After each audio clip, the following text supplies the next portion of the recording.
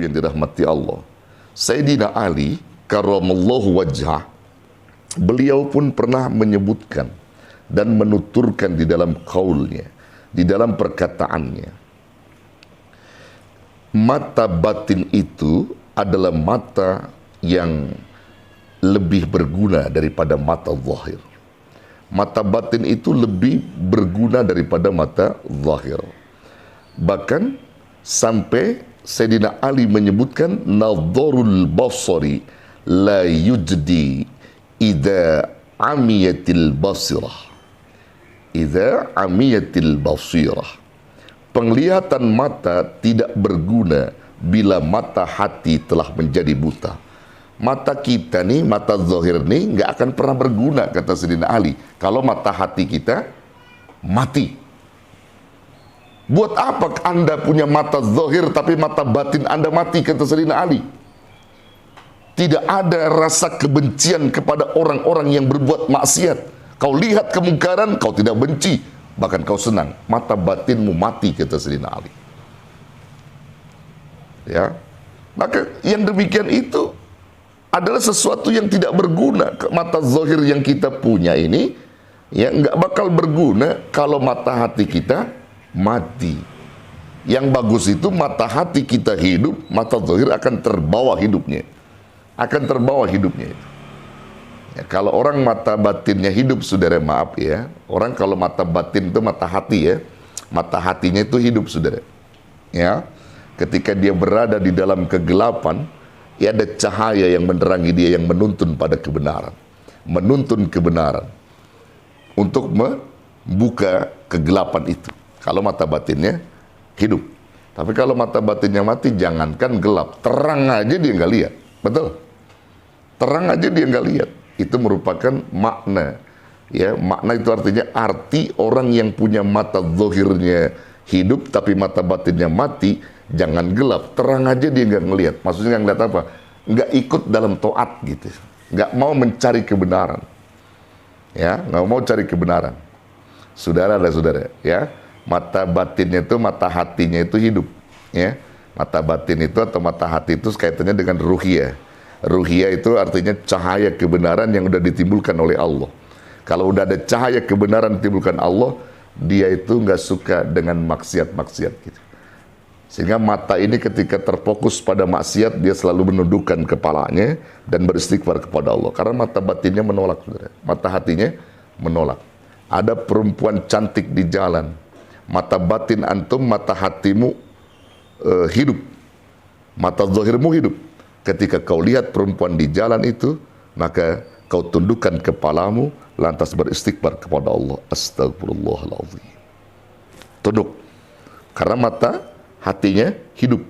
Kalaupun dia lihat seperti itu, dia doakan, Subhanallah, Maha Suci Allah yang telah menciptakan seorang wanita yang cantik jelita. Mudah-mudahan kau ciptakan juga hatinya, ya Rabb, menjadi hati yang cantik dan menjadi wanita-wanita yang salehah. Sudah cukup, nggak ada pikiran-pikiran ngeres. Itu kalau orang yang mata hatinya hidup. Kalau model antum kira-kira gimana? Ngelihat perempuan cantik di jalan begitu, kau lihat dengan mata zahirmu, ya, apa yang kau katakan saat itu? Masya Allah. Tuh perempuan di mana sih rumahnya ya? Tuh. Di mana tuh anak siapa dan seterusnya dan seterusnya. Tuh ya. Pasti kita akan bicara seperti itu, saudara. Tapi kalau orang yang mata batinnya hidup, mata hatinya hidup, dia selalu menolak itu. Yang berbau maksiat dia. Mata hatinya hidup, pendengarannya pun hidup. Tidak pernah dia mendengarkan pendengaran-pendengaran maksiat, tetapi dia dengarkan ilmu-ilmu Allah dan ayat-ayat Al-Quran. Mata hatinya hidup, maka langkahnya pun hidup dan bermakna. Tidaklah kaki ia langkahkan kecuali untuk yang diridhoi oleh Allah. Bersilaturahim, salat berjamaah, berzikir, dan melakukan kebaikan-kebaikan. Kalau mata hatinya hidup. Mata hatinya hidup, tidaklah ia gunakan tangannya kecuali untuk melakukan yang diridhoi oleh Allah. Dia tidak pernah mau mengambil hak yang bukan miliknya. Dia tidak pernah melakukan kezaliman melalui tangannya, tapi justru dia gunakan tangannya untuk memberi, menyantuni anak yatim, fakir miskin, dan seterusnya. Kenapa? Mata hatinya hidup, saudara. Ketika manusia mata hatinya hidup, maka pikirannya pun akan hidup. Dia selalu berpikir yang jernih dan positif tentang Allah dan dirinya. Dia tidak pernah berpikir kotor tentang Allah. Dia tidak pernah berpikir kotor tentang orang lain. Selalu dia berpikir positif. Namun sebaliknya, saudara, bila mana manusia mata hatinya telah dimatikan oleh Allah, mata zahirnya hidup, maka di saat dia menjalani hidup ini bagaikan binatang buas. Binatang yang tidak punya rasa malu. Matanya selalu dia pantau pada hal-hal maksiat. Telinganya selalu dia dengarkan pada pendengaran maksiat. Pikirannya selalu kotor, yang ada seudon kepada Allah, seudon kepada makhluk. Kaki dan tangannya selalu dia langkahkan dan dia gunakan seluruh tubuhnya ini untuk melakukan kemaksiatan, karena mata hatinya telah dibutakan oleh Allah Subhanahu wa ta'ala. Yang ada di otak dia adalah hubbud dunya wa karahiyatul maut.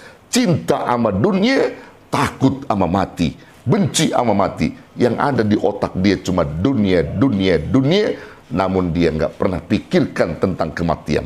Itu orang kalau sudah dimatikan mata hatinya oleh Allah Subhanahu wa ta'ala. Makanya kita jangan sampai punya mata hati ini mati.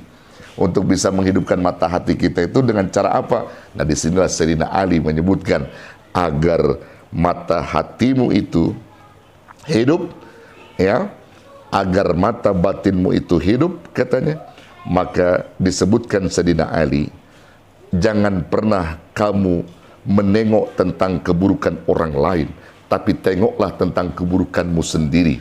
Dan kamu tinggalkan segala perbuatan-perbuatan dosa, maka batinmu akan hidup dari Allah Subhanahu wa ta'ala. Absarun nasi man absara uyubahu wa aqla'a an dunubihi. Absarun nas man absara uyubah wa aqla'a an dunubi. Orang yang paling bagus penglihatannya adalah orang yang melihat aib-aibnya dan meninggalkan dosa-dosanya. Jadi orang yang paling bagus penglihatannya adalah orang yang selalu melihat dan menengok tentang aib-aibnya saja. Dia tidak pernah tengok aib orang lain, sedang dia meninggalkan segala perbuatan-perbuatan dosa. Itulah orang yang akan dihidupkan batinnya oleh Allah. Tengok aib kita, jangan tengok aib orang lain. Banyak aib kita. Muhasabah, berzikir, kemudian kita istighfar tentang segala aib. Maka sampai disebutkan Nabi dalam satu hadis, tuba liman saghalahu aibuhu an uyubin nas. Beruntung, katanya, manusia itu yang selalu sibuk memikirkan aibnya sendiri sampai-sampai dia lupa dengan aib orang lain.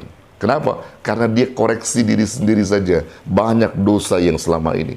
Jangan mikirin aib orang lain, saudara. Dalam artian mikirin dalam hal ini artinya begibah, ya. Tapi kalau melihat keburukan itu boleh untuk kita cegah orang lain dalam keburukannya dalam hal ini.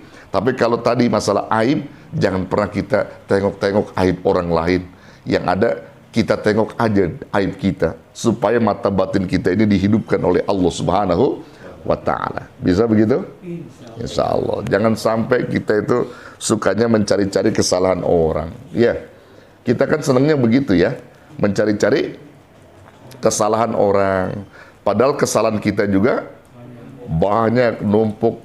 Kita jadi malaikat, saudara. Orang saja disalahkan nama kita, ya. Orang saja kita cari-cari kesalahannya supaya dia salah bagaimana. Nah, ini orang yang sudah nggak punya otak, yang nggak punya pikiran yang benar begitu. Artinya mata batinnya udah mati, mata hatinya udah mati. Lihat aja diri kita, banyak dosa, banyak istighfar kepada Allah. Jangan pernah kita lihat dosa dalam hal ini orang lain, aib orang lain. Kalau hati kita ingin dihidupkan oleh Allah Subhanahu wa ta'ala. Makanya kalau kehilangan mata itu lebih ringan, kata Sayyidina Ali, daripada kehilangan mata hati atau mata batin. Kehilangan mata ini lebih ringan, kata Sayyidina Ali, daripada kehilangan mata batin, saudara. Begitulah kehidupan, saudara. Jadi inti poin apa yang saya sampaikan malam ini kepada antum, bahwa kajian kita menakar kebaikan diri dari condongnya hati. Kemana hati kita condong, maka disitulah kebaikan-kebaikan dan keburukan yang kita dapat. Kalau kita hati condongnya pada orang-orang yang taat dan kita mencintainya, berarti di situ ada kebaikan dalam diri kita. Namun ketika hati kita condong pada pelaku-pelaku maksiat dan senang dengan mereka, berarti tidak ada sedikit pun kebaikan di dalam diri kita. Na'udzubillah, summa na'udzubillah. Wallahu a'lam bissawab.